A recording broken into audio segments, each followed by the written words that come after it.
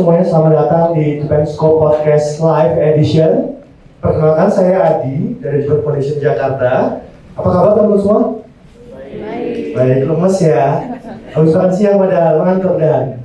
Oke, teman-teman, ada yang baru pertama kali datang ke Japan Foundation?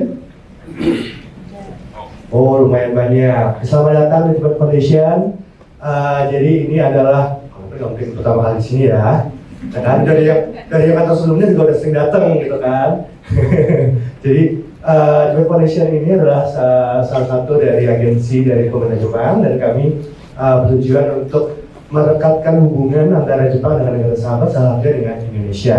Nah, pertanyaan kedua, ada yang pernah datang ke Jepenscope? Atau pernah tahu tentang Jepenscope? Oh, pernah datang, Bapak ya? Oke, sip. Nah, terus kemudian kita kan sekarang dalam rangkaian acara JCW nih, Japan Culture Week. Ada yang pernah datang ke acara yang kemarin-kemarinnya? Di rangkaian JCW ini? Belum? Oke, nggak apa-apa. Nggak apa-apa.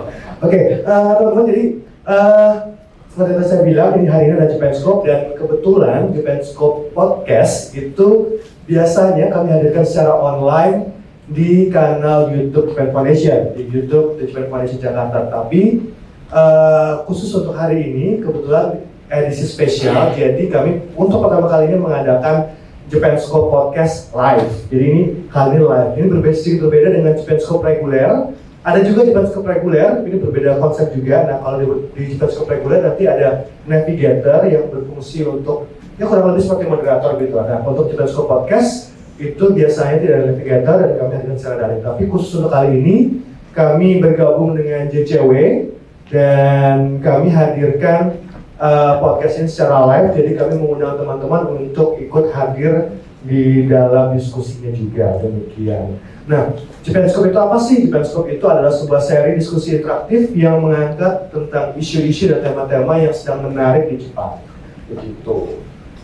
Oke, dan teman-teman, untuk yang tadi pertama kali datang di Jepenscope, tadi teman-teman mendapatkan stamp card. Nah, stamp card ini, jadi untuk Jepenscope ini kami memang mengadakan stamp rally.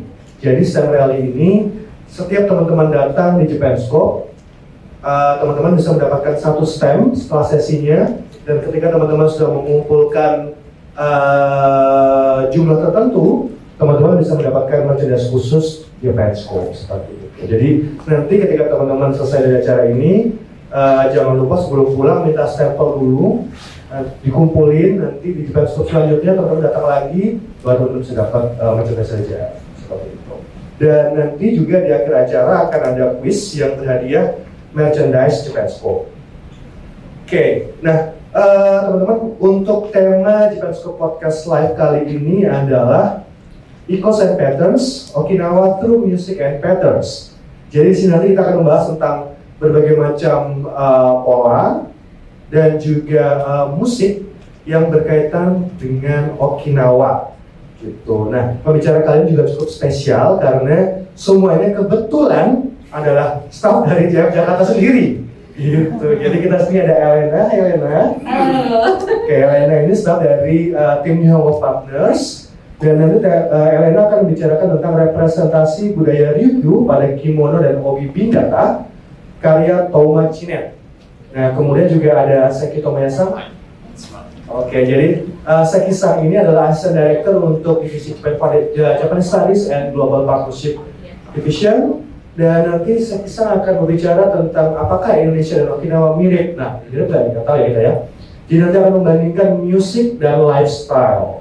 Nah, kemudian nanti setelah diskusi, nanti juga akan ada penampilan alat musik tradisional, musik khas Okinawa yang dibawakan oleh yang juga staf JF, Osaka Koji-san, beserta istrinya, Osaka Fuyuko-san. Dan nanti teman-teman juga bisa mendapatkan kesempatan untuk mencoba alat musiknya juga, gitu.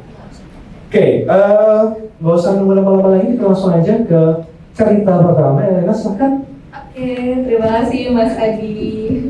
Kalau dilihat nih, ada nih yang pakai baju motif dari Bingata, ini punya sendiri, Bu? Wih, keren. Oke, jadi kita akan banyak membahas mengenai pattern, mengenai motif dan baju di sini. Fashion sekali pokoknya.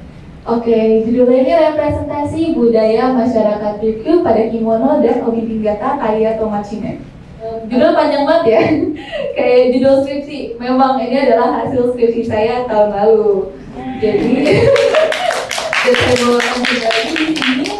Dan mungkin disclaimer ya, karena saya juga baru pertama kali membuat skripsi, mungkin ada banyak kurang-kurangnya gitu. Dan setelah pengerjaan skripsi ini juga mungkin sedikit cerita, saya bukan merasa puas sama hasil karya saya, tapi malah membukakan mata saya kepada kebudayaan Ryukyu dan Okinawa gitu. Jadi saya harap juga nanti next-nextnya mungkin jadi inspirasi buat semuanya di sini. Oke. Sebelum kita masuk, kita akan membahas dulu mengenai apa itu Ryukyu, apa itu Okinawa. Jadi Ryukyu ini secara geografis itu sebenarnya adalah rangkaian kepulauan yang terletak di bagian selatan Jepang dan utaranya Taiwan gitu. Kita lihat di sini ada rangkaian pulau-pulau besarnya ya. Nah, ini nih kepulauan Ryukyu dibagi menjadi 3 pulau besar, itu ada Okinawa, Amami, dan Miyako. Ya, Okinawa, Amami, dan Miyako. Nah, kepulauan Ryukyu ini sebenarnya orang-orang yang mendiami di daerah sini adalah orang-orang hasil migran dari Asia Timur dan Asia Tenggara. Jadi orang-orang di sini mendiami tempat ini yang iklimnya subtropis. Nah, dari sejak zaman sebelum Masehi berdirilah kerajaan yang namanya Kerajaan Ryukyu, yang sayangnya dinastinya berakhir di tanggal 27 Maret 1879, tepatnya pada aneksasi kepulauan Kerajaan Ryukyu dengan Jepang, di mana nantinya Pulau Tokara dan Amami menjadi bagian dari Kagoshima, dan Okinawa, Miyako, dan Yoyama menjadi prefektur Okinawa. Jadi yang kita kenal Okinawa sekarang itu ada bagian kecil dari Kerajaan Ryukyu sebelumnya. Nah, kita tahu ya, kalau misalkan pakaian tradisional Jepang apa jawabannya? Kimono dan obinya gitu. Tapi sebenarnya pakaian tradisional Ryukyu itu ada loh, bukan kimono dan obi loh. Nah, pakaian tradisional kepulauan Ryukyu itu ada. Nah, ini ada yang namanya ryuso. Jadi ryuso ini adalah pakaian tradisional dari kepulauan Ryukyu. Nah, sedikit berbeda dari kimono dan obi. Ryuso ini terdiri dari 3 komponen, yaitu ada dujin, kakang, dan watansu. Jadi dujin itu dalaman, bagian atasan dalaman, lalu kakang itu bawahannya, dia itu semacam rok tapi tidak menjulur sampai bawah. Lalu ada watansu, itu luarannya. Untuk menyesuaikan iklim di Kepulauan Ryukyu yang panas, jadi bahannya itu juga tipis, seperti menggunakan bahan katun, rami, sutra, atau bashofu, yaitu serat daun pisang. Kain-kain di Kepulauan Ryukyu itu diwarnai menggunakan teknik binggata. Jadi binggata ini adalah teknik pewarnaan khas Ryukyu yang dipercaya terinspirasi dari teknik pewarnaan dari Tiongkok dan teknik membatik dari Jawa. Nah, pada zaman Kerajaan Ryukyu sendiri, produksi kain binggata ini diatur oleh pemerintahan. Kenapa? Karena tingkat kecerahan modelnya, motifnya itu hanya pemerintahan yang bisa tentukan gitu. Mungkin kita ada yang belum pernah lihat membatik gimana gitu ya. Nah, ini saya tampilkan perbandingannya teknik membatik, lalu ada yang di atas ini, yang di atas ini membatik, ini ada teknik pewarnaan dari Tiongkok, lalu ini teknik pewarnaan binggatanya. Jadi sebenarnya kesamaannya adalah di mana mereka ini semacam apa ya? Jadi menggunakan teknik yang dimulai dengan menggambar desain dulu. Jadi menggambar desainnya, kalau kita kan pakai pensil ya di kainnya. Nah, kalau misalkan binggata itu dia dicetak di atas kertas. Ya, namanya teknik stensil. Lalu nanti motifnya dipindahkan ke kainnya dan dibubuhi yang namanya norik atau pasta dari bubuk beras dan campuran kulit padi. Lalu diwarnai. Lalu kalau misalkan mau diwarnain ke motif selanjutnya, dihilangkan lagi bubuknya, diwarnai, lalu mau di background juga dibubuhin lagi noriknya, dicelupin, lalu nanti dikukus dan dijemur supaya warnanya nempel di kainnya gitu. Nah, kalau misalkan kemiripannya sih yaitu ya menggunakan semacam wax ya untuk menutupi masing-masing motifnya. Kalau misalnya di kita kan pakai lilin malam. Kalau misalkan di Tiongkok ini yang saya lihat itu videonya dia pakai bubuk tahu kayak pasta tahu gitu. Kalau di Okinawa itu baru kulit beras dari bubuk berasnya. Oke. Nah, jadi tadi sebelumnya saya bahas ya ada 3 keluarga yang pada saat zaman kerajaan itu boleh memproduksi kain Ginggata, yaitu ada keluarga Shiroma, Takushi, dan keluarga Chinan yang akan kita bahas sekarang. Jadi sekarang Chinan ini sudah penerus generasi yang ke-10, yaitu Toma Chinan. Nah, beliau ini aktif sekali di perkumpulan asosiasi dan juga di Instagramnya kalau mau berkunjung di @chinanginggata, postingannya bagus-bagus banget, dan beliau ini juga sering mengisi acara-acara seminar. Salah satunya yang menarik perhatian saya adalah ketika beliau ini mengisi di seminar di Japan Society New York, di mana beliau ini bilang kalau sulit untuk mempertahankan usaha Ginggata ini.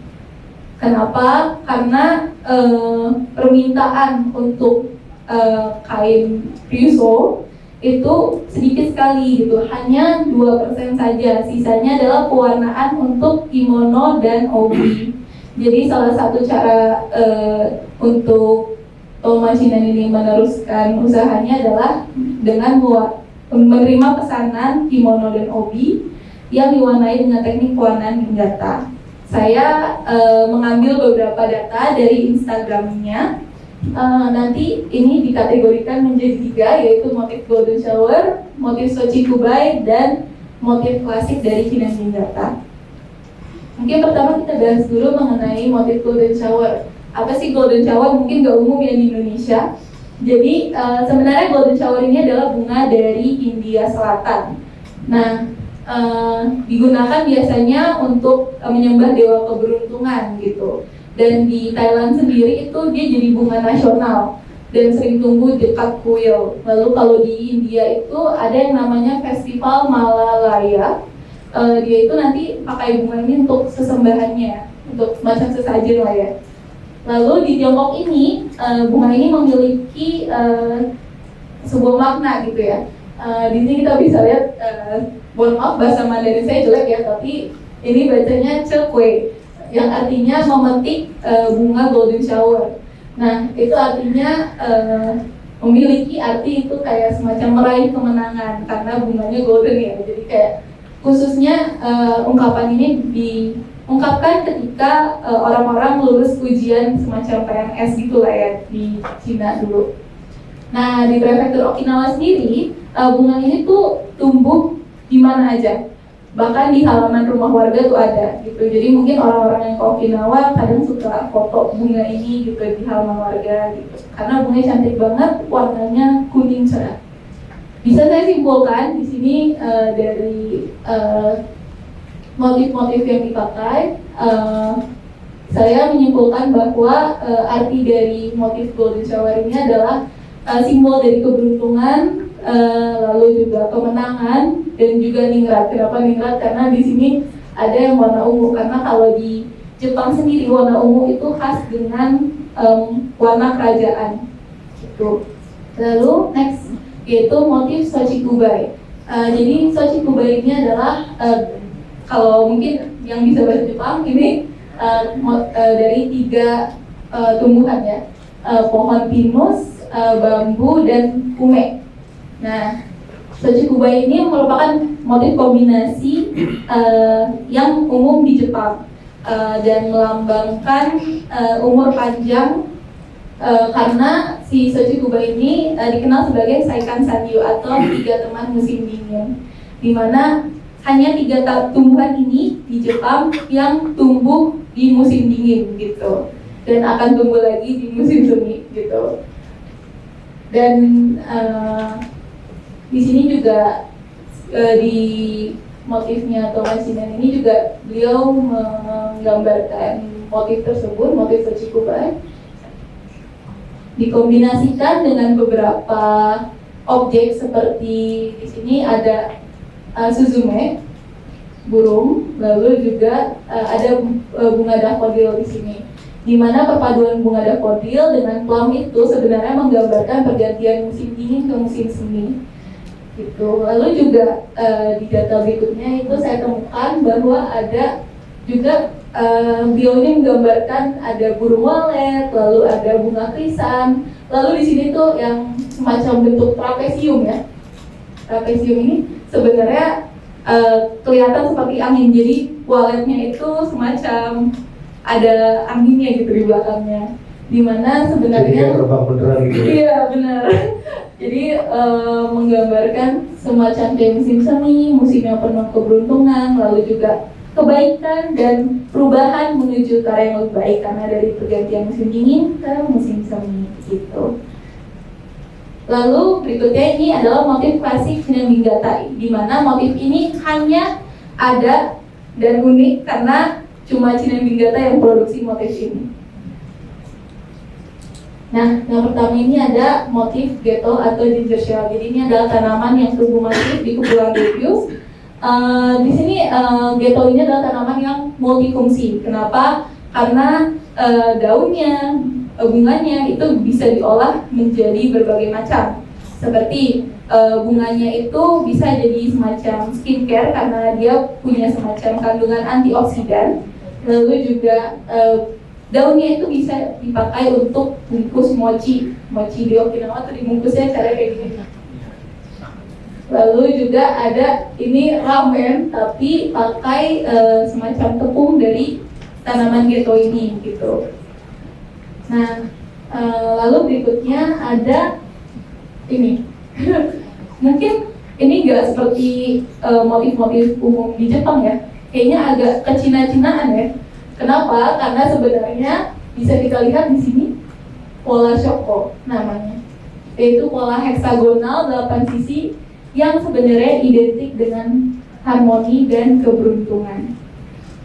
Lalu di tengahnya itu ada yang ini yang warna merah ini, namanya sebenarnya kalau satu itu tomoe, tapi karena 3 jadi dia namanya mitsu domoe.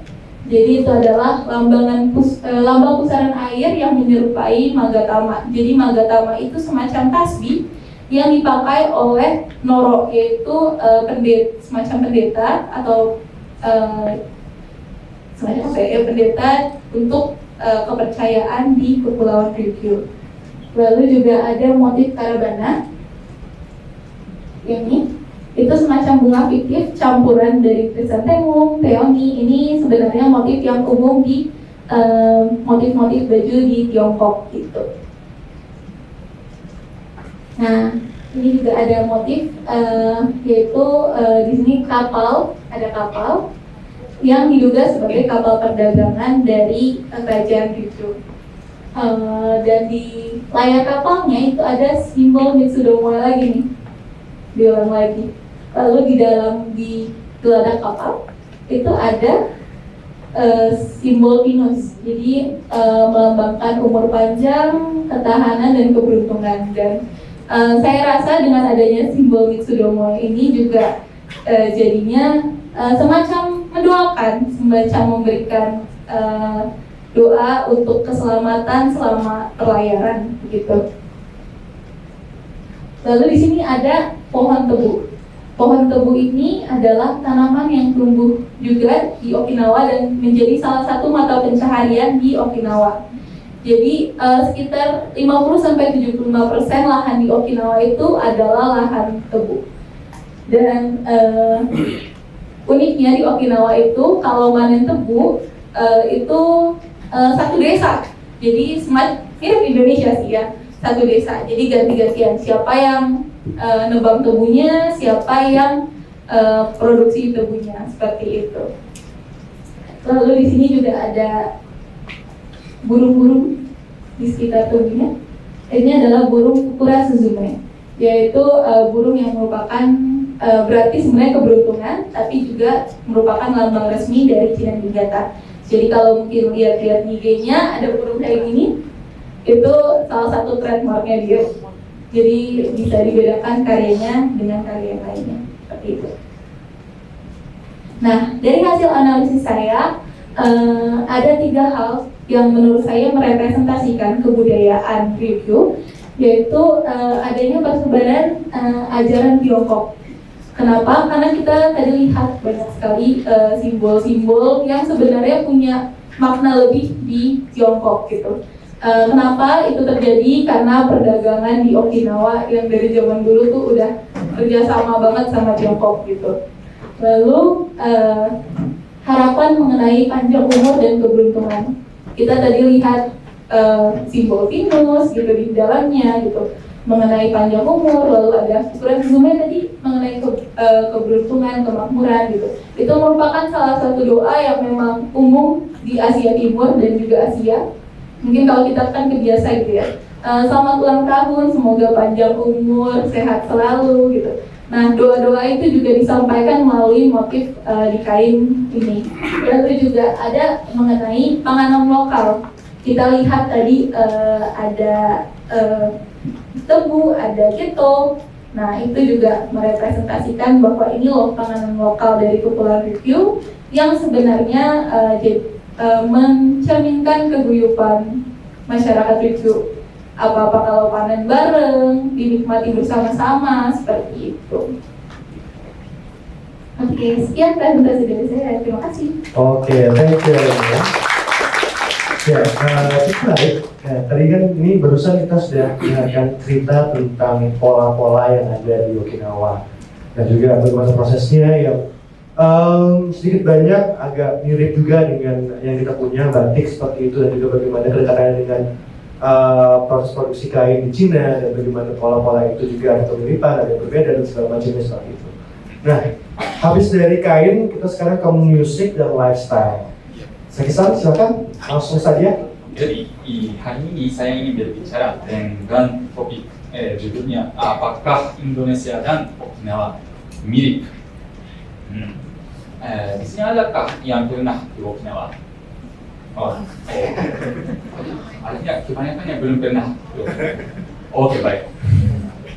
Ya, saya pernah tinggal di Okinawa ketika saya masih kecil sekali, pada waktu anak kanak-kanak. Tapi setelah itu saya sering jalan-jalan ke Okinawa. Okinawa memiliki banyak pulau sebenarnya. Ini. Dari sekitar 160 pulau dan 37 di antaranya di Uni-Orient. Dan Okinawa adalah satu-satunya kepulauan di Jepang dengan 160 pulau yang tersebar di wilayah laut yang luas sekitar 1000 km dari timur ke barat dan 400 km dari utara ke selatan.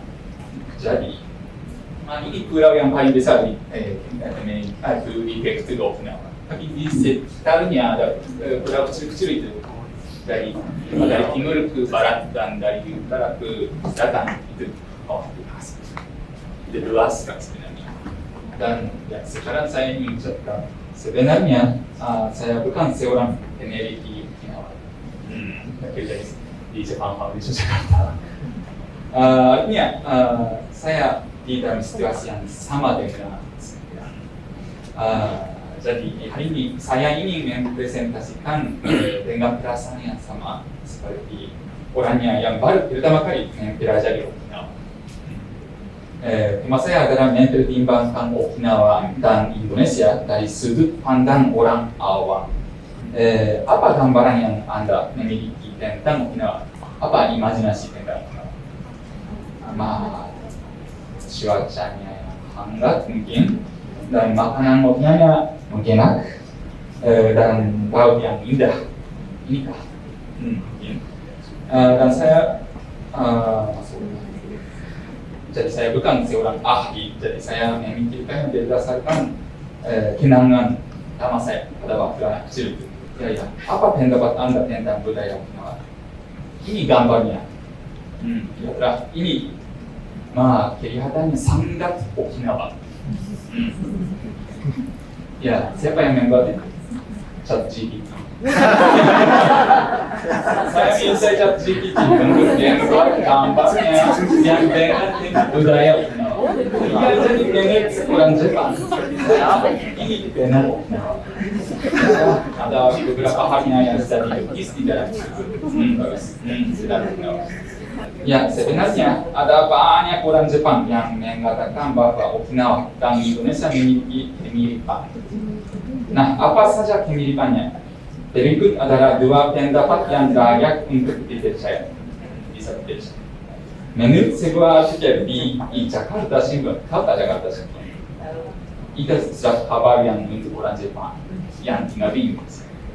Menurut itu, satu artikelnya, katanya ada banyak kesamaan antara Okinawa dan Indonesia seperti China time dan jam karet, di mana waktu terasa lebih santai. Iya lah, ya saya setuju. Dan juga di bawahnya itu laporan kunjungan ke Indonesia. Itu diterbit oleh Okinawa Association of Corporate Executives itu tahun 2013. Katanya Okinawa memiliki kesamaan dengan Indonesia dalam hal karakteristik penduduk dan iklim serta lingkungan alam. Oke, saya mengerti kehidupan di Okinawa, karakter orang-orangnya, iklimnya, dan lain-lain mengerti. Dan pendapat seperti itu juga datang dari orang Indonesia juga. Tiga gambar di layar ini itu adalah screenshot dari video YouTube, dan baik orang Jepang maupun orang Indonesia masing-masing menyatakan pendapatnya bahwa Okinawa dan Indonesia mirip. Orang Jepang di sebelah kiri atas itu, di atas itu mengatakan bahwa Okinawa dan Bali mirip. Orang di sebelah kiri di bawah itu mengatakan bahwa Okinawa mirip dengan budaya orang Tionghoa di Indonesia. Dan orang di sebelah kanan, ya dia orang Indonesia sebenarnya, yang tinggal di Okinawa, dan katanya shopping street yang ada di Okinawa itu mirip dengan toko-toko kecil di Indonesia. Apakah Okinawa dan Indonesia itu mirip atau tidak? Saya ingin Anda semua memikirkan hari ini. Bagaimana cara Anda memberitahu? Ya, waktu ada orang Jepang yang baru memikirkan atau belajar tentang Indonesia untuk pertama kali, bagaimana cara membaca ini movie yang dibuat oleh pemerintah. Ya, jadi silakan tonton.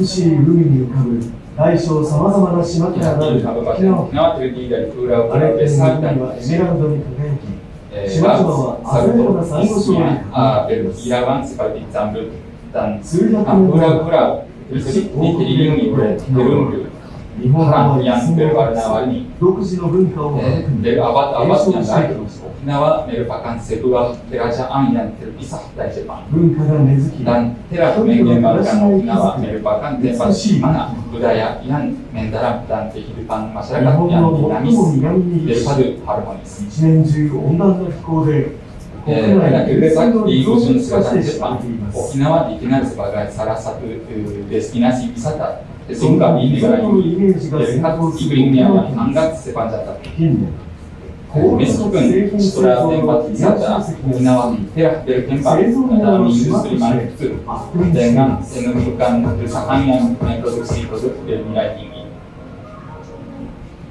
Ya, kira formal Iya oke, ini video yang lain, ada yang lain. Ya, jadi video apa yang akan Anda tunjukkan dalam 1 menit kepada seseorang yang ingin tahu lebih banyak tentang Indonesia? Kalau saya akan menunjukkan video promosi Taman Mini. Tapi ada apa kebunya yang mirip sama Taman Mini di Jepang, Okinawa. Namanya Ryukyumura. Di Ryukyumura ini bisa menggarap berbagai macam budaya Okinawa yang berbeda. Oke, mari kita tonton. Ke Okinawa, Jepang wajib kunjungi Ryukyumura. Mura dalam bahasa Jepang berarti pedesaan. Ryukyumura merupakan replika pedesaan pada masa kejayaan kerajaan Ryukyu.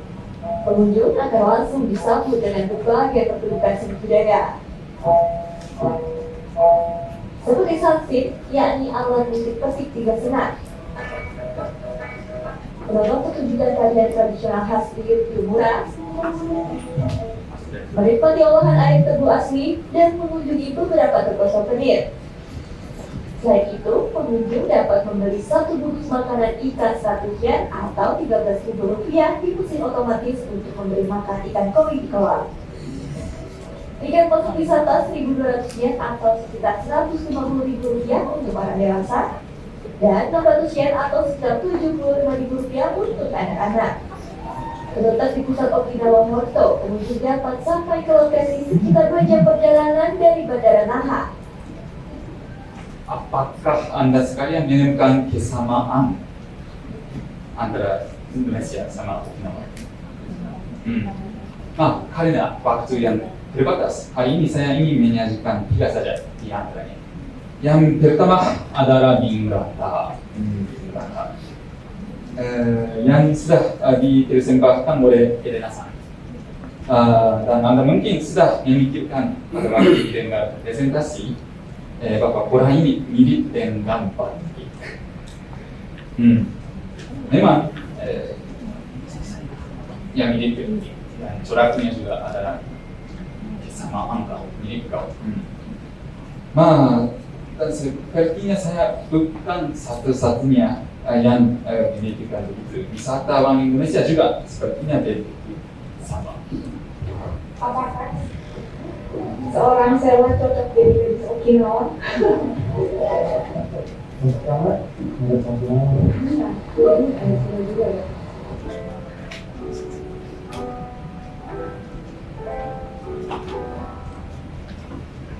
Coba deh kalian lihat baik-baik. Baju kimono khas Okinawa yang sekarang gue pakai ini motifnya itu mirip nggak sama batik orang Indonesia. Coba kalian perhatikan baik-baik dan kalian coba temukan kesamaan motifnya. Ya, motifnya mirip sekali dengan gaya batik pesisir Jawa. Kenapa bisa mirip seperti itu ya? Karena pada abad ke-15 orang Indonesia datang ke Okinawa yang menjadi salah satu jalur perlintasan jalur sutra. Pada saat itu, sistem barter masih populer dilakukan. Orang Indonesia kerap menggunakan kain batik sebagai alat barter. Kain batik ini yang kemudian mempengaruhi motif kimono yang ada di Okinawa. Terutama kalau dilihat ada motif bunga-bunga yang agak besar ini, itu mirip seperti batik Indonesia. Jadi banyak persamaan batik Indonesia dengan kimono Okinawa. Jadi ya ada hubungan historis antara Niigata dan Okinawa. Dia mengatakan bahwa orang Indonesia yang datang ke Okinawa mengenalkan budaya batik ke Okinawa dalam proses barter. Oke, yang selanjutnya itu ya, yang kedua adalah ubin merah Okinawa atau genten di Okinawa. Ya, banyak rumah di Okinawa pakai ubin merah. Gambar di sebelah kiri atas itu disebut Shurijo yang merupakan kastil kerajaan Ryukyu. Seperti yang Anda lihat, bangunan ini berwarna merah cerah dan atapnya terbuat dari ubin merah. tidak hanya hasil Surijo, seperti yang Anda lihat pada gambar di bawah itu yang di Ryukyumura, semua atapnya itu merah. Ya, dan juga di Indonesia juga ada gedung-gedungnya yang atapnya warna merah dan pakai gentengnya. Mungkin ada yang memikirkan sama dengan saya lagi. Kita lanjut. Nah, kondisi juga ruangan baru di sini tuh kayak ada warung cuma kecil-kecilan yang aku bisa lihat warungnya kayak ini ya. Nah, warung itu cuma ada dua di sana sama di sini warungnya di sini kecil. Dia orang pada beli di sini.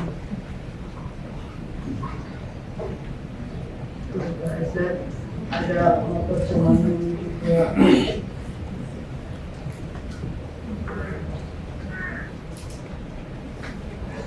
Suasana itu sepi banget dulu. Kalian bisa lihat kan, ini kayak rumah di Indonesia zaman dulu kayak gitu. Aku sih lebih suka suasana kayak ini daripada di Tokyo yang ramai banget. Ya aku yang paling suka sama rumah ini.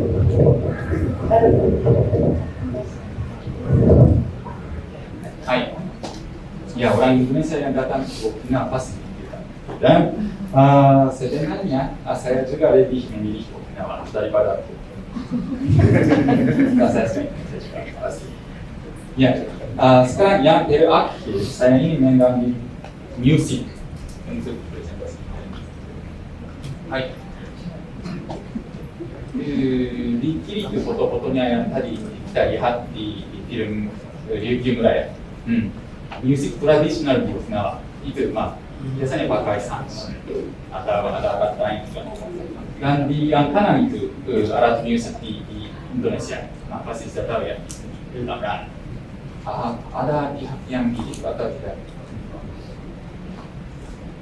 Ada animasi di Jepang yang menunjukkan kesamaan. Silakan.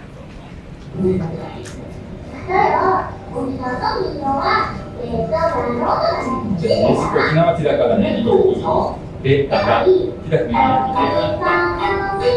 Cuma ada do mi fa sol si. Tadi misalnya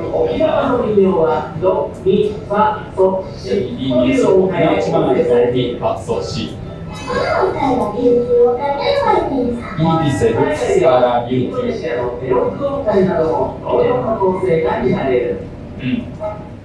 Dan sama untuk tangga nada belok di Indonesia. Kalau belok, ya saya pakai. Ya, apa artinya? Apa kesamaannya?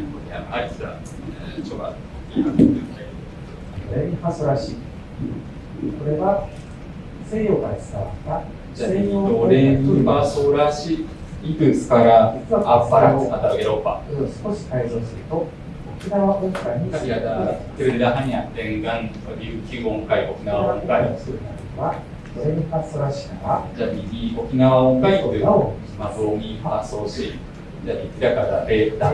が音とドレミファソシ5つの音があります。この5つの音でできた音階が沖縄音階と呼ばれているものです。paham. Do, mi, fa, sol, si. Di situ ada piano. Saya akan tunjukkan. Jadi do, re, mi, fa, sol, la, si, do itu skala Eropa. Jadi saya coba main do, re, mi, fa, sol, la, si, do.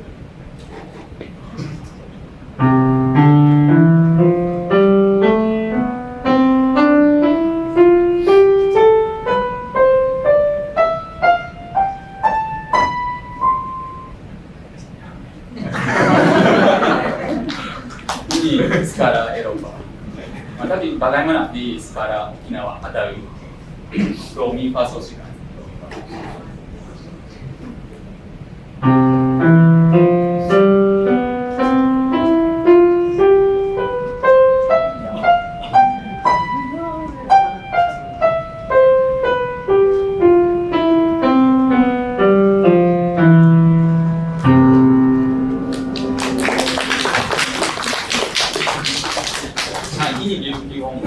Honkai. Jadi bagaimana di Indonesia? Saya tidak bisa main musik di Indonesia. Jadi ada mimpinya. Kali ini kita akan sedikit belajar tentang notasi Jawa, yaitu notasi perak dan notasi slendro. Silakan menyimak.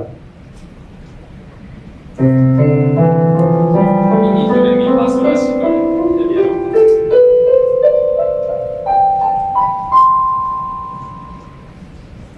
Gerak.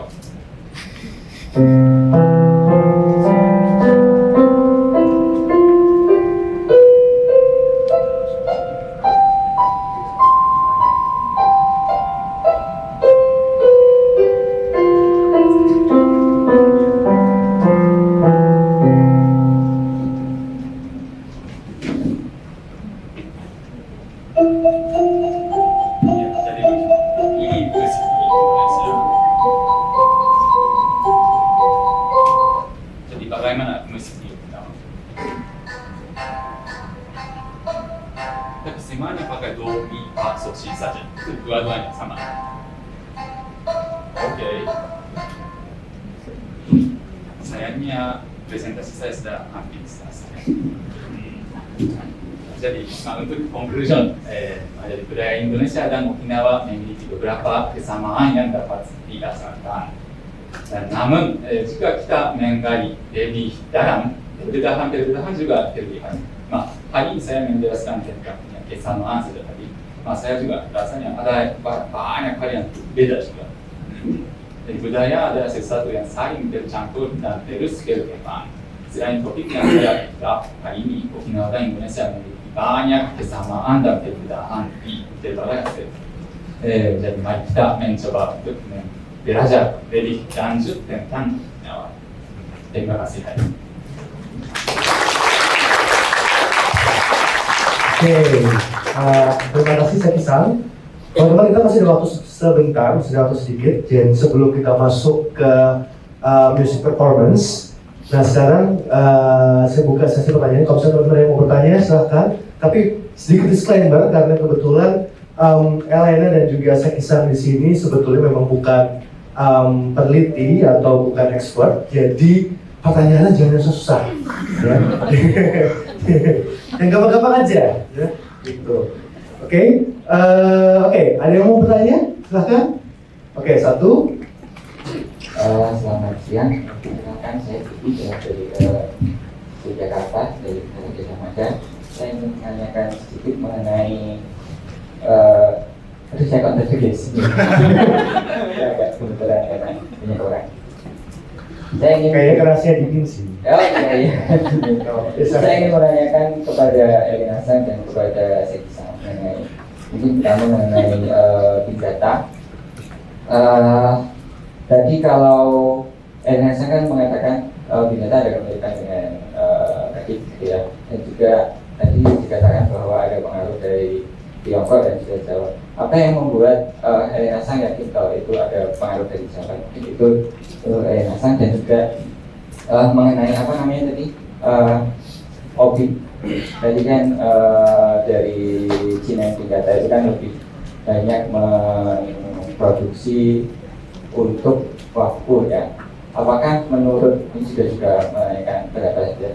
Menurut Elina San, apakah itu suatu apa ya namanya gambaran atau bentuk dari keterpaksaan apa kalau kita belajar Elina San mungkin sudah mendengar sedikit tentang big data, dan mungkin sudah belajar tentang itu sedikit, kan ada masa asimilasi ya waktu Meiji Izin itu sendiri. Apakah itu juga salah satu bentuk asimilasi bahwa big data itu juga apa ya namanya terpengaruh oleh budaya Jepang yang terpaksa untuk lebih cenderung ke Jepang daripada Indonesia sendiri. Kemudian untuk Seki-san, pertanyaan bisa saya kalau bisa. Ya, ini yang boleh oh ya mungkin ya. Untuk Seki-san dari apa dari Ipano kata ya, dari banyak orang awam itu kan dipandang banyak persamaan atau pemiripan antara view dengan budaya di kalau bisa kita katakan mungkin kalau Indonesia terlalu mungkin ke Nusantara ya. Ke Nusantara ini banyak kemiripan. Kalau menurut saya kisah apakah kemiripan itu muncul karena dulu ada Koryu dengan antara Ryukyu Kobu dengan Nusantara, atau mungkin karena pengaruh ini ya Shizen Kekina Kei, mungkin pengaruh alami karena ya sama-sama negara kepulauan, kemudian juga sama-sama subtropis dan tropis seperti itu. Bagaimana menurut saya? Terima kasih. Oke, thank you. Malu tadi udah dibilangin yang susah pertanyaannya ya. Mudah-mudahan bisa dijawab ya. Oke, silakan. Kalian dulu mungkin? Boleh. Jadi tadi pertanyaan pertama itu mengenai semacam apa yang mempengaruhi teknik membatik Jawa dengan kerajaan Ryukyu gitu ya. Baik. Sebenarnya kalau saya jawab dari segi sejarahnya, ada satu buku yang saya baca itu memang ini yang nulis orang Eropa sih. Jadi merangkum bahwa memang menyebutkan adanya perjalanan kerajaan Ryukyu ke pulau-pulau Jawa. Yang saya baca waktu itu ada sempat mention Makassar kalau tidak salah, sama ada di Pulau Jawa sendiri. Tapi saya juga jadi penasaran kan, kalau memang di luar itu ada buktinya gitu, tapi kenapa di Indonesia tuh belum ada ya? Saya juga coba cari-cari mengenai prasasti, apakah ada yang sempat mention mengenai kerajaan Ryukyu, tapi sampai sekarang belum ditemukan. Tapi memang di tahun 2000-an awal itu sempat ada ekspedisi dari Indonesia menelusuri jejak artefak dari laut Indonesia ke Kepulauan Ryukyu. Saya kurang tahu pasti nama eksplorasinya apa, tapi memang menemukan beberapa artefak seperti guci dan segala macamnya seperti itu. Lalu jadi kesimpulannya tentu pasti ada yang mempengaruhi gitu. Mungkin karena ya perjalanan jalur sutra tadi yang sempat di-mention ya, mengenai ya jalur perdagangan. Cuma buktinya apa dari Indonesia sendiri saya belum pernah menemukan mengenai hal tersebut. Yang di Indonesianya ya? Iya, kalau di Indonesianya. Jepangnya mungkin kalau saya pintar bahasa Jepang mungkin ketemu kali ya datanya. Tapi bahasa Jepang saya sebetulnya ada. Ya, dan sebenarnya di Japan Scope Podcast beberapa waktu yang lalu juga sempat pernah dibahas. Jadi sekalian iklan. Jadi Japan Scope Podcast, kalau teman-teman cek di YouTube channel Japan Foundation Jakarta, di sini ada Japan Scope Podcast. Ada satu sesi dengan Ibu Meta Sekar Jasuti, dosen dari Unhas. Kami pernah bicarakan tentang pengaruh sejarah dan karya seni. Jadi bagaimana karya seni Indonesia dan Jepang itu saling berpengaruh satu sama lain. Di situ nanti diceritakan juga bagaimana ada beberapa orang Jepang yang juga datang ke Indonesia karena sebagai quote-unquote karena bayaran dan segala macamnya seperti itu. Kalau saya tertarik bisa cek ke situ, oke? Sekalian nambahin views. Betul. Nambah views, nambah informasi juga kan. Betul. Oke, lanjut tadi mengenai ini ya, apakah karena budaya ya, ada asimilasi gitu ya? Tentu ya karena semacam ya aneksasi, tentu ada juga asimilasi budaya antara kerajaan Ryukyu dengan Jepang, sehingga mungkin kalau yang setahu saya dan saya baca itu memang mereka di awal-awal tidak boleh menggunakan bahasa, lalu juga tidak boleh mempraktikkan budaya maupun kepercayaannya, yang mungkin berpengaruh juga ke jadi pakai semacam kimono atau hobi gitu. Silakan. Ya, terima kasih atas pertanyaannya. Ya, pertanyaannya itu mengapa ada kesamaannya, ada kemiripannya itu muncul karena apa? Karena ada cultural exchange atau karena kesamaan cuacanya, sepertinya subtropis itu sama kan di Indonesia juga dan juga di Okinawa. Dua-duanya itu di cuacanya mirip. Oleh karena itukah ada kesamaannya? Ya dua-duanya benar menurut saya. Sebenarnya di dalam sejarah Ryukyu, Ryukyu itu, negara Ryukyu itu establishment itu tahun 1429. Jadi 1415 sudah Ryukyu itu.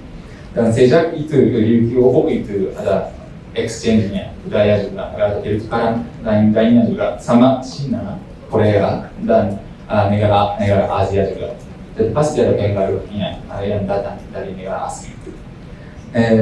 Selainnya, sebenarnya di musik yang tadi saya pick up itu, Mi Fa So Si itu sama kan di Ryukyu Onkai sama di Indonesia Terok Onkai itu. Tapi selain Indonesia ada negara-negaranya yang sama itu, Do Mi Fa So Si itu dipakai di Vietnam, Thailand dan juga di Afrika dan Scotland dan lain-lain. Sebenarnya pada waktu Ryukyu itu tidak ada exchange sama Scotland atau lain. Mengapa ada musik yang begitu di Scotland? Karena musik Do Mi Fa So Si itu sangat tenang dan juga rasanya comfortable bagi manusia semua. Ya, jadi ada budaya yang muncul di mana saja. Ada seperti yang begitu juga. Ya, jadi ada dua-duanya itu benar. Oke, thank you. Karena keterbatasan waktu, mungkin satu pertanyaan lagi, pertanyaan singkat ya. Ada yang mau bertanya? Oke, silakan. Halo Kak, selamat siang. Assalamualaikum, saya Rusna. Saya mau tanya, tadi di anime itu, nama animenya apa ya Kak? Aku mama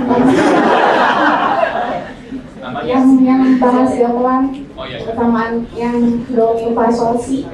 Ya. Terus yang kedua, Jepang dikenal disiplin. Ini yang membuat Okinawa itu lebih santai apa ya? Kan sama-sama Jepang. Terima kasih. Oke, terima kasih. Nah, ini kayak gini, pertanyaannya gampang-gampang aja. Ya. Ya, judulnya Okitsura. Kenapa Okitsura? Okinawa弁の彼女が好きすぎて辛い。Ya, singkatannya yang bisa tonton di Netflix, judulnya Okitsura. Ya, silakan tonton. Itu serialnya ada 10 episode kan? Ya, silakan tonton. Itu memperkenalkan budaya Okinawa. Ada subtitle Indonesia juga. Silakan. Dan pertanyaannya, apa watak yang santai atau itu muncul dari Okinawa? Panas kan? Iya lah, saya mau jalan-jalan. Saya pernah ke Brunei. Di Brunei juga wataknya mirip dengan saya. Di situ orangnya sangat tenang dan santai. Kayaknya Asia Tenggara semua sama sih. Iya. Panas semua kan. Ada kesamaan dan miripan. Tadi, bagaimana bagi orang Indonesia? Mengapa wataknya seperti itu? Kenapa Desyone? Kayaknya sih memang karena sebenarnya salah satu faktornya juga seperti yang saya sampaikan tadi itu juga benar. Jadi karena panas juga, jadi ya kalau panas ini kita malas kata-kata jadinya ya kan. Jadi tapi memang perlu nanti kita cari tahu dulu. Jadi seperti yang saya bilang di awal bahwa kami di sini memang bukan expert di sini. Dan jadi kalau misalnya takutnya kalau kami bilang karena ini nanti salah kan enak juga. Jadi nanti kami coba tahu nanti kami informasikan kembali. Oke? Thank you. Alright. Oke, teman-teman. Jadi seperti janji saya tadi di awal bahwa hari ini di Jepangskop Podcast Live kita akan ada live music performance. Jadi langsung saja saya panggilkan Osaka Koji-san dan juga Osaka Filko-san. Dozo.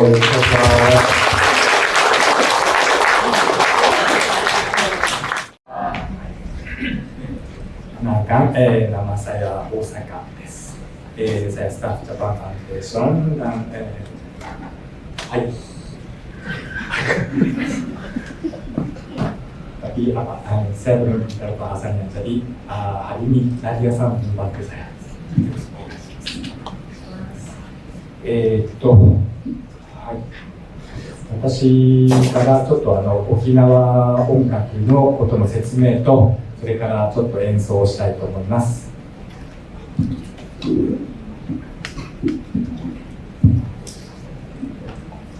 ゃあ、沖縄音楽について簡単に説明します。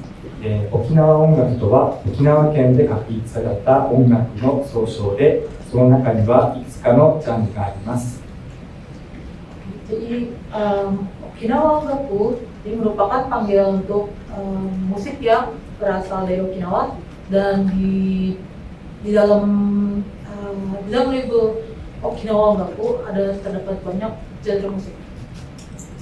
特に沖縄県は19世紀まで独立した琉球王国であったことと、第二次世界大戦後はアメリカ合衆国に統治され、本土とは隔離された状況にあったことから、琉球民謡を土台としたポピュラー音楽やアメリカの影響の強いロック音楽など、日本の本土の音楽とは異なっています。Jadi berbeda dengan musik dari Jepang, Okinawa Ongaku ada yang dibuat berdasarkan musik rakyat atau pop music, dan ada juga yang dipengaruhi dari musik rock Amerika. Dan ini efek samping dari administrasi Amerika Serikat di abad 19 yang memisahkan antara Okinawa dan Honshu Jepang. 民謡は通常は一昔前の大衆音楽のことを指すことが多いと思いますけれども、沖縄の場合は民謡と称する新作が日々新たに作られる状況が現在も続いていて、若者にも強い影響力があります。これが沖縄音楽の特徴です。インドネシアのダンクッと同じような位置づけかもしれないです。Jadi musik rakyat Jepang juga disebut Mio, umumnya panggilan untuk musik yang disebarkan secara turun-temurun dalam keluarga di pedesaan dari zaman dulu. Namun untuk masyarakat Okinawa, Mio ini masih merupakan genre musik modern yang dibuat lagu-lagu baru hingga hari ini, dan Mio ini juga dikenal di kalangan anak muda Okinawa. Mungkin untuk orang Indonesia agak mirip seperti musik dangdut mungkin. はい、それで私が今日演奏するのが沖縄の独特の楽器の三振です。Hari ini Osaka ini akan membawakan musik dari Okinawa dengan alat musik yang di sini bernama sanshin. Tadi mungkin sudah ada penjelasannya. 中国から伝わった三振は、普通は錦蛇の皮を利用していますけれども、日本には錦蛇はいませんので、中国やベトナムから輸入しています。Jadi sanshin ini dia berasal dari Cina dan umumnya dibuat menggunakan kulit ular piton. Ini adalah kulit ular di sini ya. Tapi di Jepang nggak ada ular piton, jadi bahan kulit ini biasanya diimpor dari Cina atau dari Vietnam.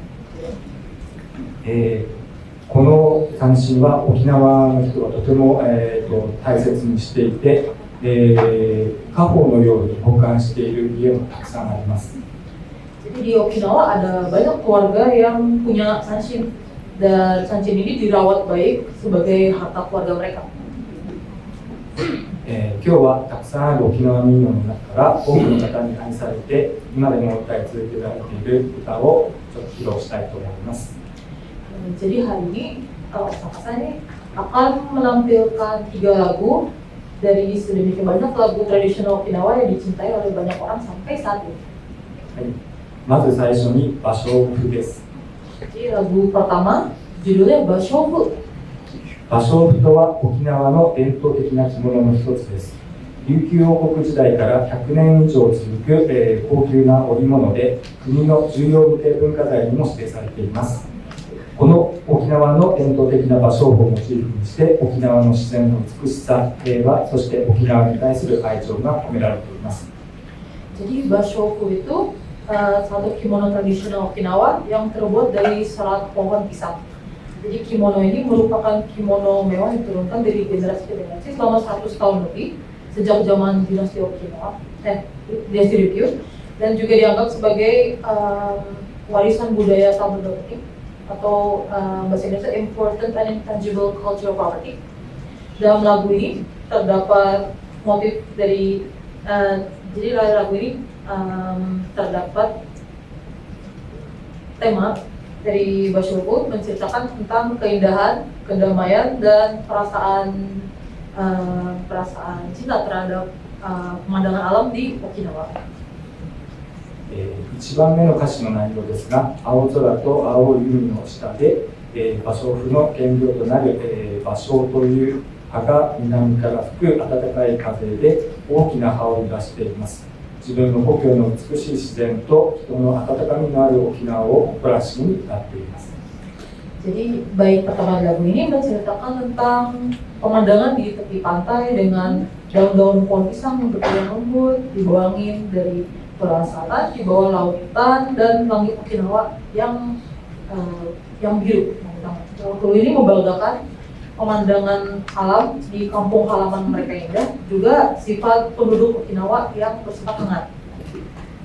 2番目の歌詞の内容ですが、第二次世界大戦で破壊された式場に思いを馳せ、平和を象徴するような空や海の青さを眩しく感じています。ただ美しいだけでなく、文化と伝統が根付く沖縄の歴史を感じさせる歌詞です。 Lalu untuk bait keduanya menceritakan tentang hasil Shurijo yang hancur karena Perang Dunia Kedua, dan lalu hal tersebut dibandingkan dengan silaunya langit dan laut Okinawa, karena pemandangan alam tersebut juga jadi melambangkan kedamaian. Lirik lagunya tidak hanya indah, namun juga menceritakan tentang tradisi, sejarah dan budaya dari Okinawa. はい、説明が長くなりましたが、これからちょっと演奏します。で、すみません。私のちょっとまた自己紹介ですが、私は20年前もここの事務所でジャパンファンデーションで働いていました。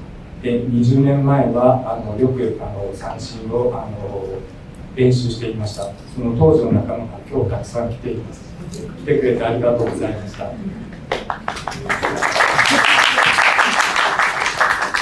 Kontrak ini 20 tahun lalu bekerja di Japan Foundation di sini, dan dulu Osaka-san ini juga sering bermain dan berlatih sanshin bersama rekan-rekannya, dan hari ini rekan-rekan latihan sanshin Osaka-san juga ada di dalam hall ini.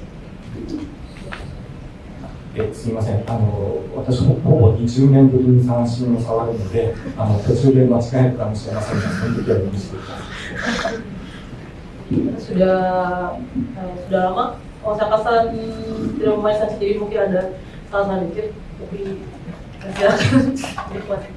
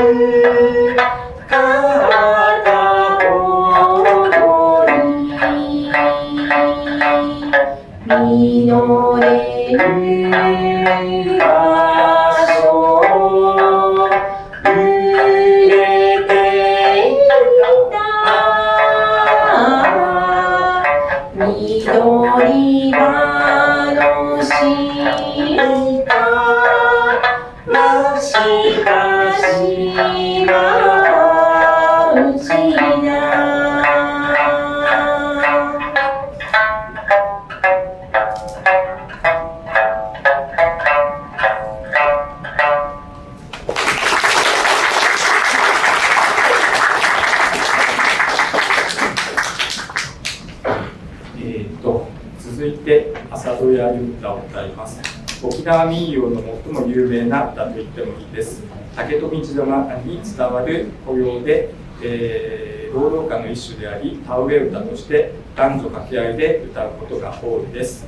琉球王朝時代の竹富島に実在していた、絶世の美女浅部屋久山と琉球王国政府から竹富島に派遣され、久山に一目惚れした役人のやり取りを面白おかしく描いています。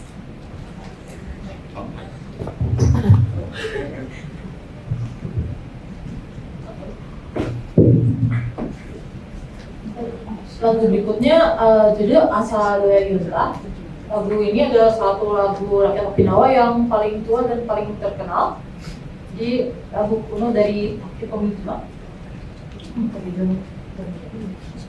Merupakan lagu yang dinyanyikan sembari kerja, yang dinyanyikan bergantian antara pria dan wanita sambil bekerja atau beraktivitas sehari-hari.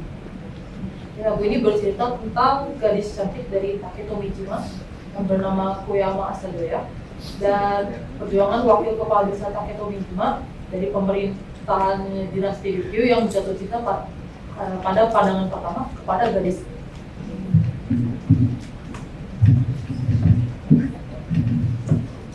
Naお、この歌には「またはりのちんだらかぬしゃまよ」という歌詞があります。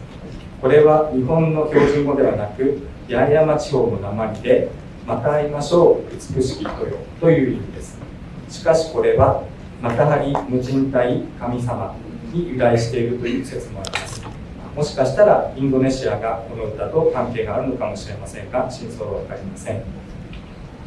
Lalu di lagu ini terdapat lirik Matahari nu Shindara Kanusamayo. Dan lirik ini bukan bahasa Jepang resmi Hyojungo, namun dialek dari bahasa Yayama yang berarti sampai bertemu lagi orang yang cantik. Namun ada teori bahwa kalimat ini berasal dari bahasa Indonesia, yaitu matahari mencintai kami sama. Mungkin lagu ini hubungannya dengan Indonesia ya, tapi tidak ada yang tahu kebenarannya seperti bagaimana. それでは聴いてください。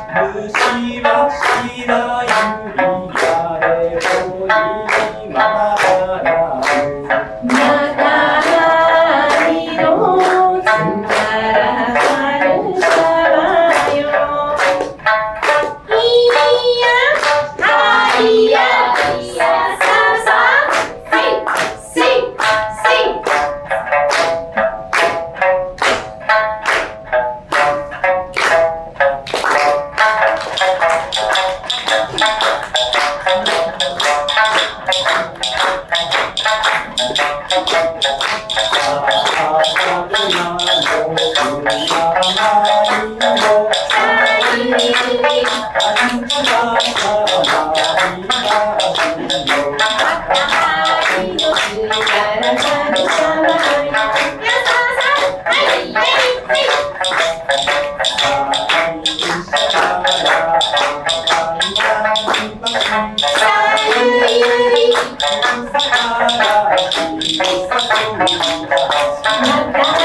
Matahari menggarakan samai.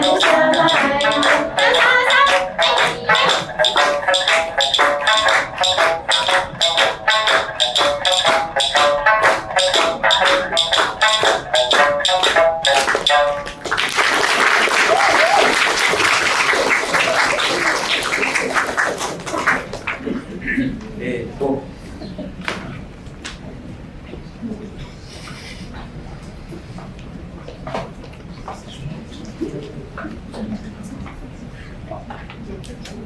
ここでサンバを紹介します。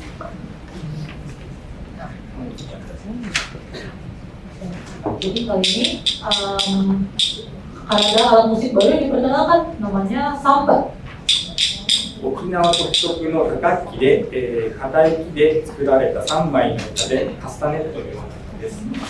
Jadi samba ini alat musik pukul percussion instrument khas Okinawa, terbuat dari 3 papan kayu keras dan bentuknya dan modelnya mirip kastanet.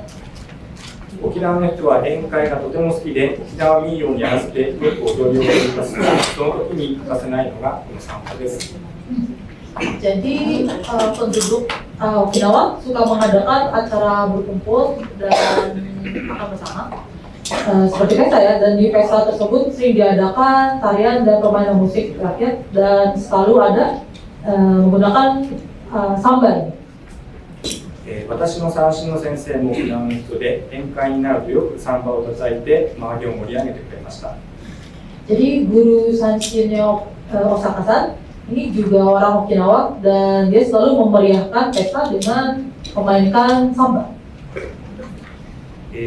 私の先生はサンバは若い女性がその美しい指先をアピールするためのものだと言っていましたけれども、これは本当かどうかわかりません。 Jadi kata Sensei Osaka-san, samba ini dipakai supaya wanita yang memainkannya bisa memainkan sambil memamerkan jari jemarinya yang lentik. Namun kurang tahu juga apakah ini benar atau tidak. じゃあこれからタンチャメイという曲をサンバに合わせて、披露したいと思います。 Jadi lagu berikut yang akan dibawakan ada lagu ketiga menggunakan samba, judulnya Tancame. 沖縄はインドネシアのような島国ですが、ジャワ島やスマトラ島のような大きな島はなく、すべてが小さい島です。 Jadi Okinawa merupakan kepulauan seperti Indonesia, namun tidak seperti Jawa atau Sumatera yang pulau yang besar. Semua pulau dalam Okinawa kecil. よって漁師をしている人の割合が多いです。この歌の1番目の歌詞は、タンチャメというビーチにキビナゴが大量に押し寄せてきた。2番目の歌詞は、キビナゴではなくイワシだよという単純な内容です。しかし、この軽快なテンポが沖縄の漁村の賑やかさを伝えるものであり、沖縄の代表的な舞踊曲であるとともに、宴会の時でもよく演奏される曲でもあります。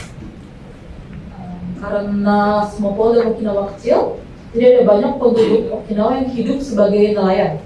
Jadi bait pertama menceritakan bahwa mereka ada di pantai Tancame dan mereka menangkap banyak ikan tamban. Bait kedua bercerita bahwa ikannya itu bukan ikan tamban tapi ikan sarden. Lirik lagu ini sangat sederhana, namun karena irama lagu ini melambangkan gaya hidupnya nelayan Okinawa yang aktif dan lincah, maka lagu ini sangat populer untuk dinyanyikan ketika ada perayaan atau pesta di Okinawa. それでは、最初に私たちが披露しますけれども、後で皆さんにもサンバに挑戦してもらいたいと思います。 Jadi untuk pertunjukan yang pertama akan ditampilkan oleh Hasan dulu, lalu akan ditampilkan untuk kedua kalinya. Nah, ini mengajak hadirin sekalian untuk ikut mencoba memainkan samba nanti ya.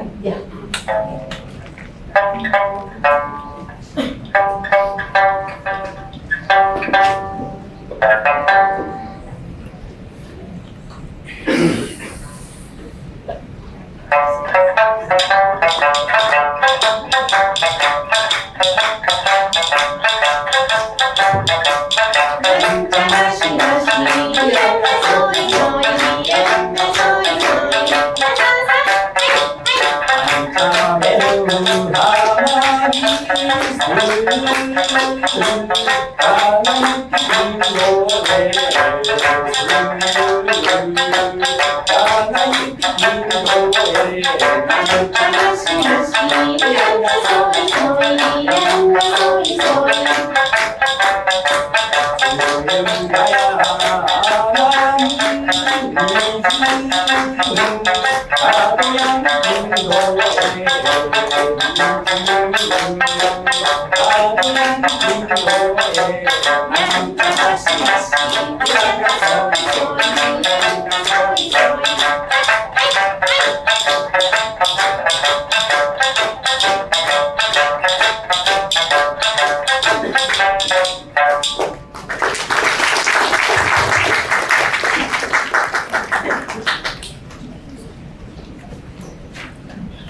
ゃあこれからサンバワークショップやりたいと思います。 Jadi sekarang akan dimulai Samba Workshop. 今フリコさんが叩きましたけれども、これを叩いてみたい人いませんか？ Jadi apakah ada yang mau coba? Mau coba bisa 5 orang. Satu yang ujung sana. 最初5人、最初 Silakan duduk. 5 orang dulu ya. Satu, dua, ya oke. Jadi 5 orang dulu. Silakan. Ya.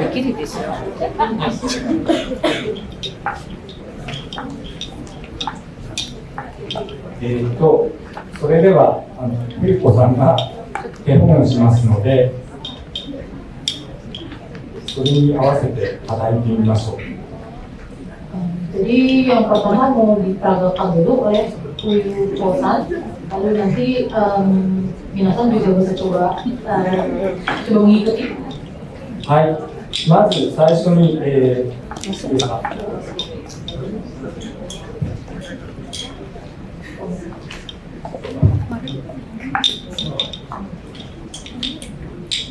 まず最初に簡単ですけれども、左手の親指と小指で挟む。Dijepit pakai kelingking dan jepit.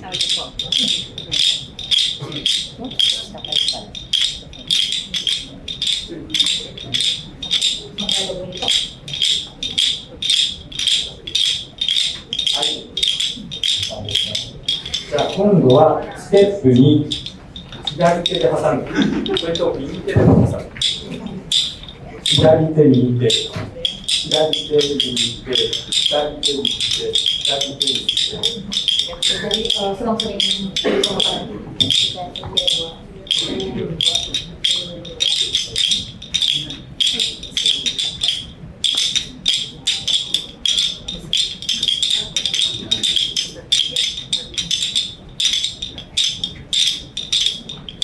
Hai, ですか。今度はステップ3、右手で叩きます。 Mau pakai tangan satu nih. 左手で挟んで右手で叩く。左手で挟んで右手で叩く。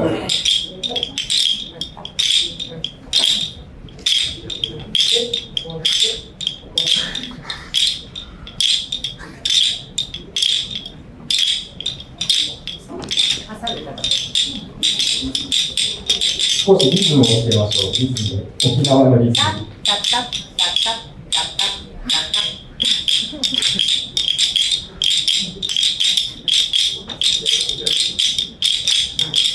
あ、うまいですね。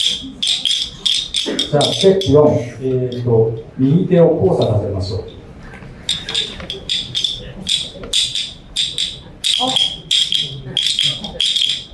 Tapi depan.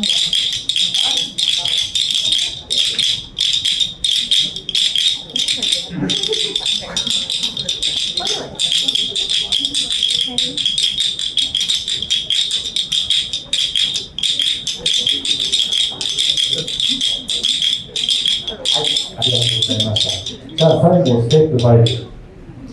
右手の指で叩きましょう。指。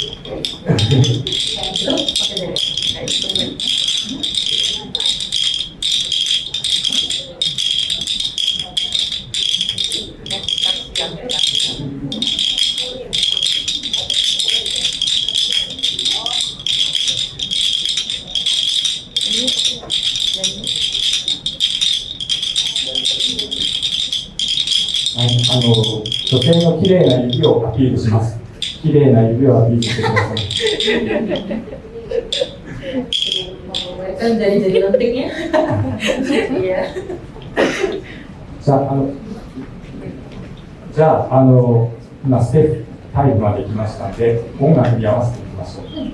Itu karena udah dikasih tahu step by stepnya, jadi mungkin bisa coba dimainin pakai diringin lagu.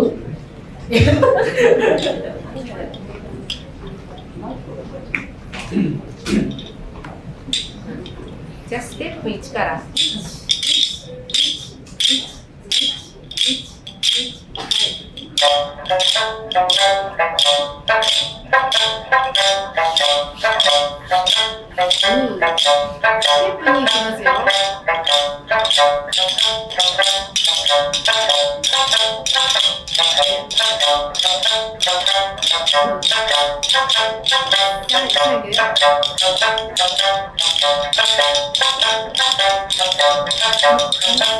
テップ2いきますよ。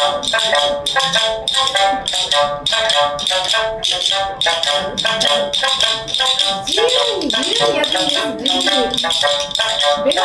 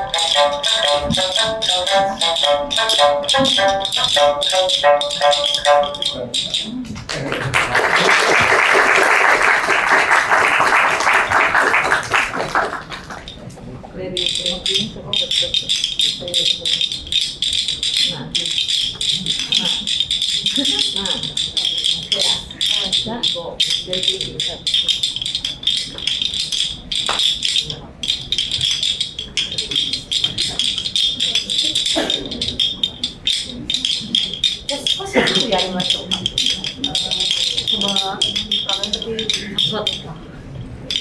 Dari awal gitu. はい。曲に合わせてみましょう。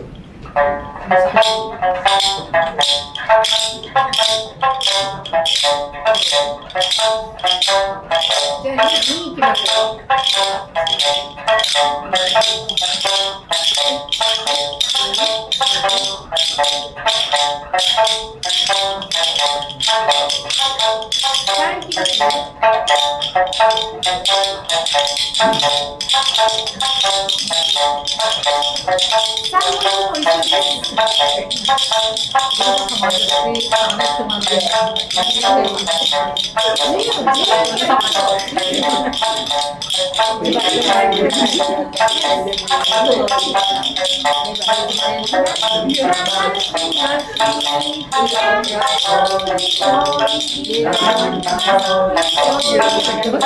ますね。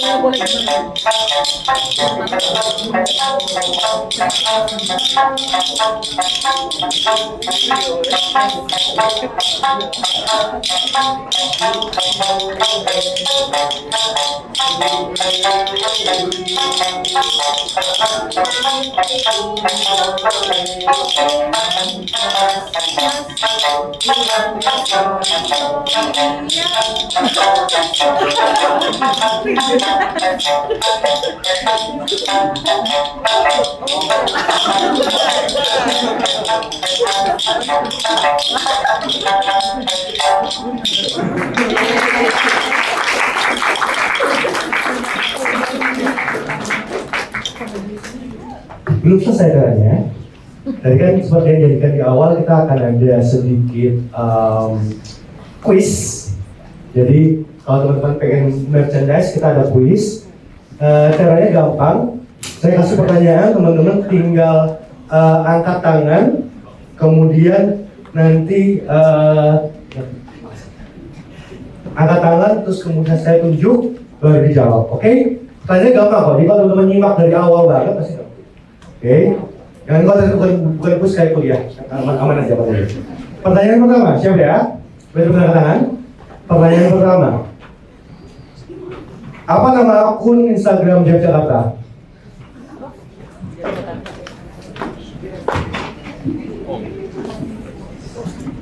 Jadi nama akun Instagram Jakarta itu GF_Jakarta. Oke, udah follow belum? Buktinya?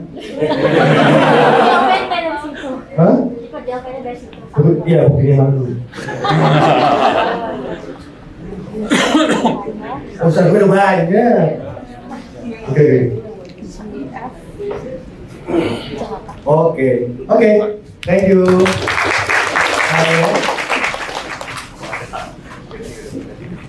Oke. T-shirts. Oke, pertanyaan kedua, siap-siap. Pertanyaan kedua, apa ya? Apa nama alat musik yang tadi dimainkan oleh Osa Hasan? Namanya Sansi. Sansi, betul.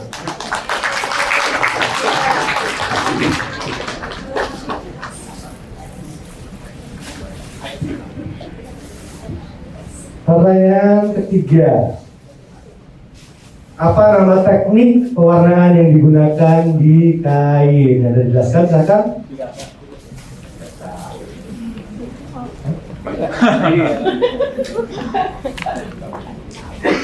Oke, lo sama tadi yang tadi bertanya waktu kuis, waktu diskusi tadi juga akan mendapatkan merchandise ini ya, tolong. Terima kasih. Baik, oke teman-teman. Demikian acara kali ini dan semoga teman-teman senang. Jangan khawatir buat teman-teman yang belum dapat merchandise, masih bisa dapat merchandise. Caranya gampang, datang ke Japanscope 3 kali aja, teman-teman pasti dapat merchandise. Itu udah jaminan pasti. Kalau kuis kan untung-untungan, dipanggil apa enggak, gitu. Workshop tadi juga untung-untungan, dapat giliran apa enggak. Nah kalau datang di Japanscope 3 kali, udah pasti dapat merchandise, jangan khawatir. Dan sebelum berakhir, kami minta tolong bantuan teman-teman dulu untuk mengisi angket. Jadi seperti biasa kami ada angket, dan angket ini akan kami gunakan untuk terus memperbarui, untuk terus mengevaluasi program-program kami. Jadi supaya kami bisa terus menghadirkan program-program yang nggak cuma menarik untuk teman-teman, tapi juga bermanfaat. Jadi minta tolong bantuannya untuk mengisi angket tersebut. Dan sebelum teman-teman mengisi angket, ada sedikit ketipan sponsor dari Jakarta sendiri. Jadi seperti yang teman-teman ketahui bahwa Japanscope Podcast Live Edition kali ini adalah rangkaian dari JCW atau Japan Culture Week. Dan di JCW ini masih ada beberapa rangkaian acara lagi. Yang pertama, di hari Kamis tanggal 12 Juni akan ada pengenalan IGO tingkat pemula bersama Federasi IGO Indonesia. Kemudian di tanggal 13 hari Jumat ada kenal kerja editor dan penerjemahan manga bersama LS Media Komputindo. Kemudian dari Selasa tanggal 17 Juni akan ada demonstrasi upacara minum teh tradisional Jepang bersama Chado Rasenke Tampoka Indonesia. Dan di Kamis 19 Juni ada demonstrasi Ikebana bersama Ikebana International Chapter 224 Jakarta. Dan juga untuk teman-teman yang sangat tertarik dengan budaya Ryukyu, kebetulan di tanggal 25 dan 26 Juli 2025 ini kami akan mengadakan pertunjukan Ryukyu Gyuyo di Jakarta dan Solo. Ini akan diadakan di 2 kota. Dan teman-teman, untuk informasi lebih lengkapnya gimana cara dapat tiketnya dan yang lain-lain, teman-teman harus pantau di sosial media Japan Foundation Jakarta, baik itu di Instagram maupun X di @Jakarta, dan juga Facebook page Japan Foundation Jakarta. Teman-teman juga bisa mengikuti program-program kami secara online untuk Japanscope Podcast bisa dinikmati di YouTube channel Japan Foundation Jakarta. Kemudian juga ada satu SKS Students Edition di Instagram Jakarta, dan juga program-program lainnya. Teman-teman bisa nantikan semua informasinya di setiap kanal sosial media kami. Terima kasih, sampai jumpa di kesempatan selanjutnya. Bye-bye.